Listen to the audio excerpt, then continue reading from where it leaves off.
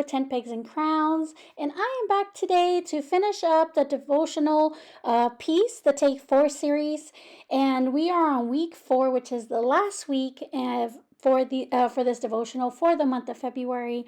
And I also do not have an intro video, so I am currently sharing my laptop with my husband because mine broke down. And my husband was kind enough to let me borrow his. So these are some of the elements that I will be using. Some of the purple flowers, the image of Jesus extending his hand, some of the die cut add-on elements, and I will be using the alpha stamp from Open Journey to stamp out the word peace. So I'm doing this beforehand because I kind of want to let it dry. So I'm doing as much prep work beforehand because I will cut out the letters individually and put them on foam, double-sided foam sticker, and because I want them to pop off the page. Here I'm using a technique that I've done before, and that is to combine 2 Distress Oxide inks because I kind of want to mimic the colors in that flower. And so by stamping it, or by placing ink onto a stamping block, I can go ahead and kind of mesh both colors into it, which is, I forgot what colors I used. Shaded lilac and wilted violet, I believe it was. But when you apply the ink, you kind of, I know some people, think that it ruins your distress pads, but I think it's just a medium that you can play with however you'd like. So I apply some of both of the colors on the ink pad to kind of, when I apply the stamp element, it picks up both of the colors. Here you see me apply more of the shaded lilac just because it wasn't picking up as much after the colors kind of smushed together. And so you'll see the difference in some of the colors as, the variation of how much ink it picks up. I do wipe off some of the ink because now that it's smushed together, it really, really is intense, or intensified the darker wilted violet. So I add more shaded lilac in hopes that I can pick up more of that ink. I do leave that stamping pad or block off to the side because I will use it to create more splatters and then to create another art project that I completely forgot to record, but I will be posting in my Instagram. So I add a little bit of water, and then I am going to add water to the page itself because I want those distress colors to oxidize. And when I'm applying it to paper, I like it when there's water on the paper already because I just feel like it creates this beautiful flow.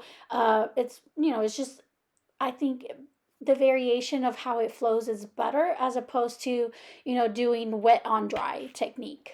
I actually had a very different technique for the background, but because there was so much ink in the stamping block, I decided not to be wasteful. So I decided to use it as some of my background, coloring as well.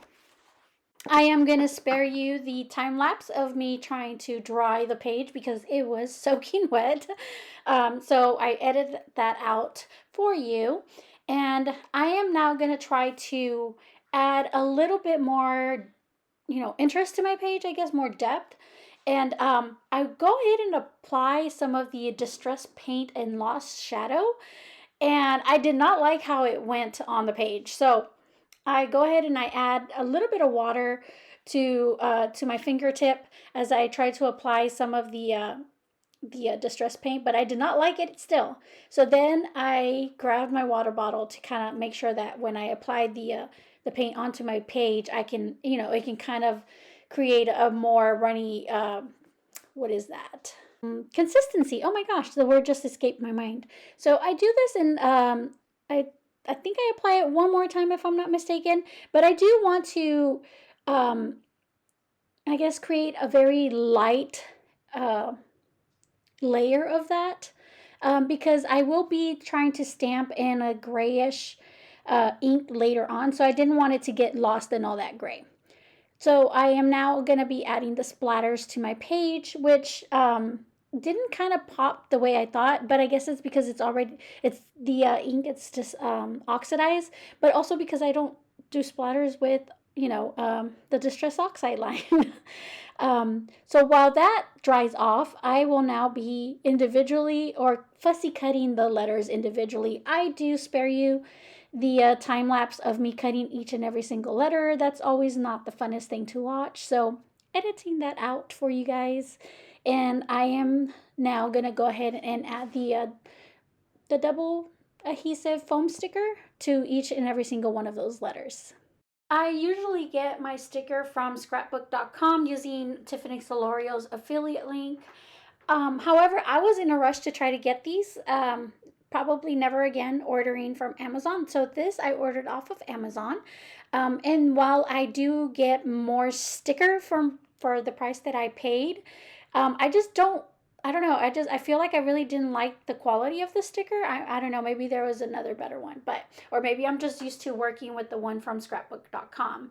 But it just felt weird. I can't describe the texture of this, but it had two of them, so now I'm stuck trying to use these all up before I place an order because I'm not gonna waste it. So as long as it, my project doesn't fall apart, my journaling doesn't fall apart, I'm gonna continue to use it. So also editing out all of the foam adhesive application onto each individual letter. I do show you here how I apply it to the letter E by cutting down some of the pieces down when the strip is too long. If you have not seen me do this before, I actually get a strip and then I cut it down the middle to make sure it's a thin strip or a thinner strip. Now, what you saw me do here is I kind of bent the page up a little bit because it was kind of curling up from all the water. This is not mixed media paper, but it is really good quality paper. So you can apply, a fair amount of mediums onto your page, but just want to make you aware it is not mixed media, so it does soak up and it does react to water and mediums like paper would. So again, it is really good quality, so it can hold quite a bit. So always before making permanent adhering permanently, wow, I cannot speak today, any of my pieces or my elements, I try to to arrange my elements in what I think the placement should look like. Now, you will see me struggle with the word piece because I do want it to cascade from the left page into the right hand side of the page.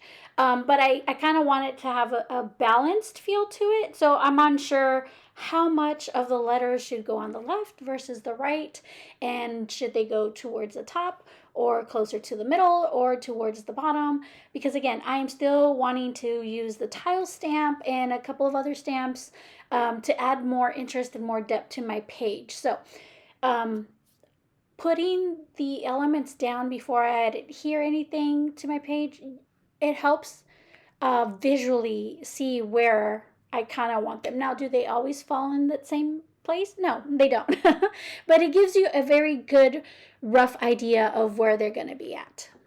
Now, I am going to adhere this element of Jesus's hand being extended because I do know for sure I do want this element here.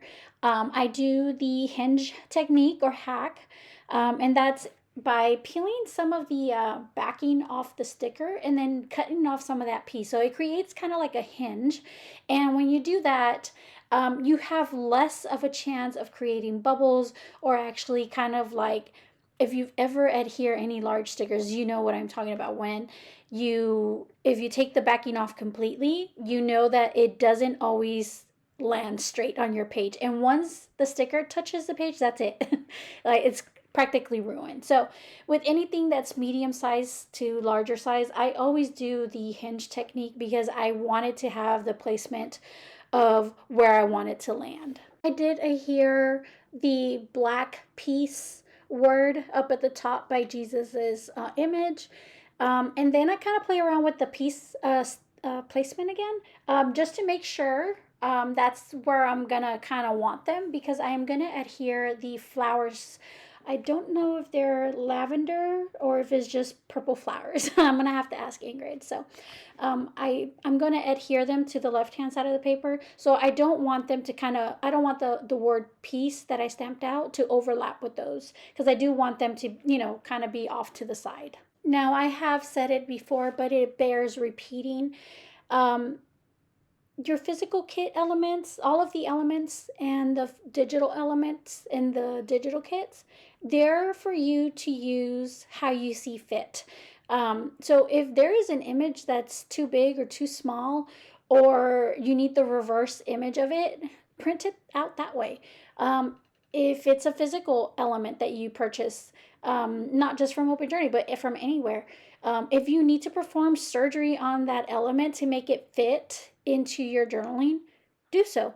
It's your creative journaling space. So that's kind of what I'm doing here. I saw that some of the flowers were too big now that some of the elements were on my page. And so I start cutting up the purple flowers. Now, after I cut it up, I kind of realized like maybe I probably shouldn't have done that. But you see on this little piece, that middle flower, I cut up the top part of it. So all I did was, because it is clear sticker paper, all I did was just made it seem like it was continuing off that flower, and you can't even tell. Like I said, it's for you to work and manipulate so that it fits the page how you want it to fit. So that's kind of what I just did. This is the part where I'm speaking of. Like, you see that little top part that I kind of scooted up to the front or to the top. I didn't like how I was going to place it, so I decided to use it, the way that it originally came. So I just adhere it to the top, and you can't even tell. But especially because it's clear sticker paper. So when you use clear sticker paper as opposed to matte finish or the regular matte finish white paper, you can't tell because it kind of melts into your page very, very well. I did notice that some of the page was still wet. And before I went to apply some of the stamp on there, I wanted to make sure that it was really, really dry. I am going to attempt to stamp in white pigment ink using the element or the script element from the, I think this is the Road to Emmaus stamp set, probably. So I'm going to attempt that. Thinking that because there was gray in the background and purple in the background, that the white ink would kind of pop.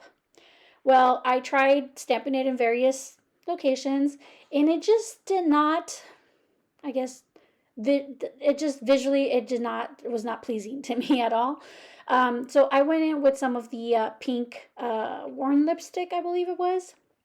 Because that's kind of the same color that I used on another page, was the worn lipstick in that script stamping element. And I liked it a lot better. But I really had wished that the white would have, maybe if my page was darker, but I really wish that it would have, stood out a little bit more. So maybe next time I'll create a darker page, and then I'll use the white scrapbook. What is this? The scrapbook. The pigment ink in white from scrapbook.com.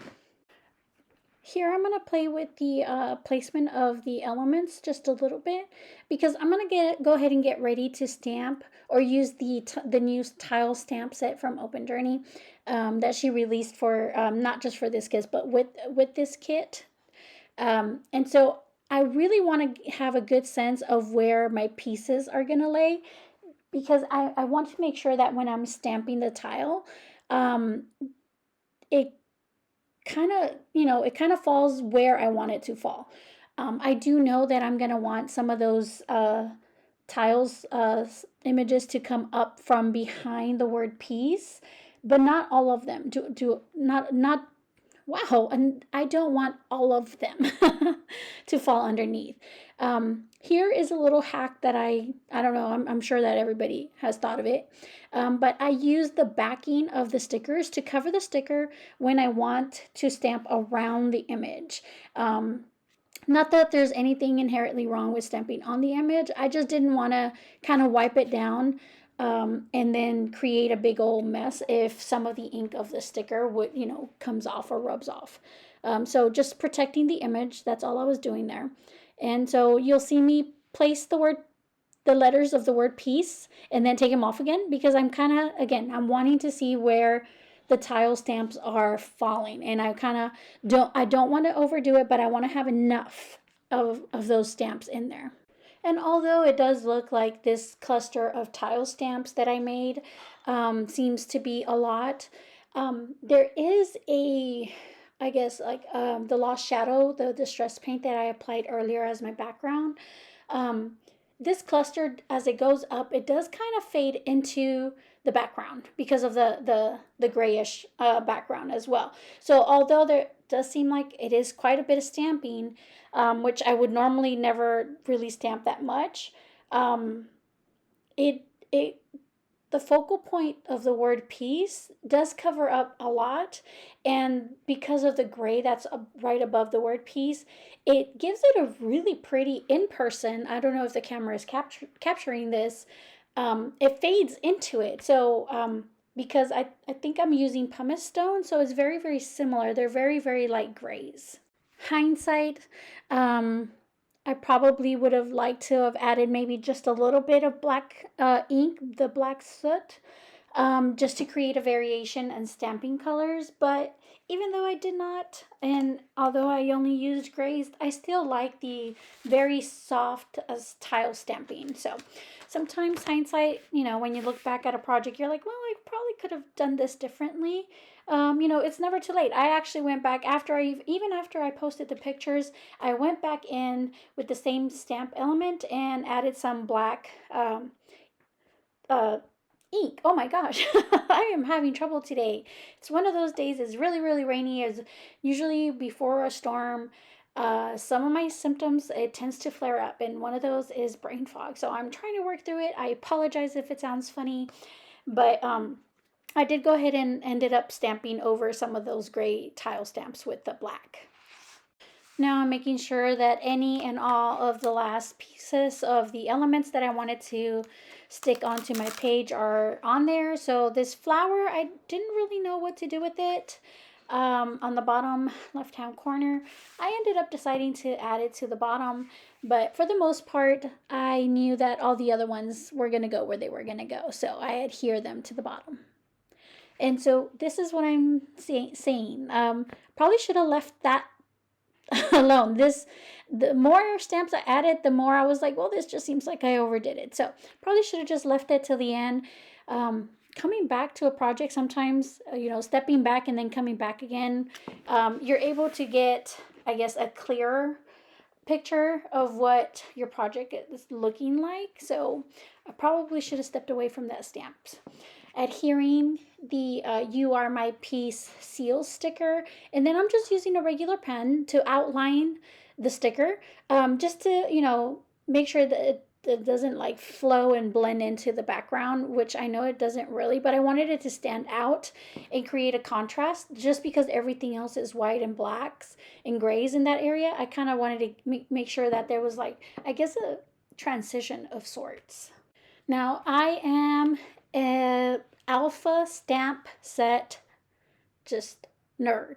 If it's an alpha stamp, I don't care where it's from, I want it. I'm not sure why I love alpha stamps so much, but I do, especially if they're kind of like vintagey or typewriter flair. I love them. So what you saw me use were some of the alpha stamps, and now the set I think comes with the capitals and the lowercase letters, as well as some, I guess, symbols. And so I like those when I want to create variation in font sizes. I know I wanted to put Lord of Peace, but I didn't want to use big stamps or big alpha stamps as well. I just wanted to use this one. Now I do interchange those stamps between that blue one that you saw me, which I got off of Amazon, and the Little Matthew's alpha stamp set, which is from By the Will for God. But I could not find that stamp set for this project, so I just went with the blue one, which was right offhand. Now, earlier in this project of my journaling entry, I tried to use whatever was left over from the the purple distress oxide that I left on the stamping block. But again, you heard me say that earlier as well, that I was not happy with how it kind of dried up on my page. It was not bright. So there was a softness to it. And because of that, I decided that I needed to add black splatters. I love splatters. I just don't think that any piece is done until you add a splatter to it. So it just kind of gives you the effect of that grunginess, but I don't know, it just gives it a really pretty finish, in my opinion. I did go ahead and use the heat gun to make sure that the splatters were all dried, because I have a nasty habit of trying to continue working on my project and then I end up smearing them. So you either do that at the very end, or you do that, or you add the splatters and then you make sure that they're dried. Now on the word peace, I kind of saw that they were kind of melting into the background, that there really was no, I guess, contrast. So I grabbed a black marker and then I distressed the edges on the left hand side of the word, or I'm sorry, not of the letters, on each individual letter. So I marked it out so it can kind of stand out. And then I'm going to go ahead and add the Barely Glue Arts after I've removed the backing of each foam sticker, because if I've said it once, I've said it again, I've said it 100 times. I just don't think that the adhesive on these stickers is strong, and so I just kind of want to have a reassurance that it's not going to fall apart, later down the road. So I want to still have those pieces stuck to my page 2-3 years from now. Now, when I glue down the word peace, or the letters individually, I actually started with the first two letters that are closest to the middle of the book, or the journal. So I started with the A and the C, because once those were set, I can then work my way outwards, left and right, for the spacing. I just wanted to make sure that that whatever spacing I created between the A and the C, since they were in different pages, that the same distance was between all the rest of the letters. And so starting off with those two actually made it a lot easier, as opposed to me starting with the letter P and then finding out, that I didn't create enough space. And it's always bittersweet when you come to the end of a devotional. So we are now done with the devotional, the Take4 piece, or what is it, the 9th issue?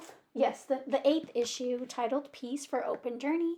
So this entry was really fun to create, especially the letter or the word peace.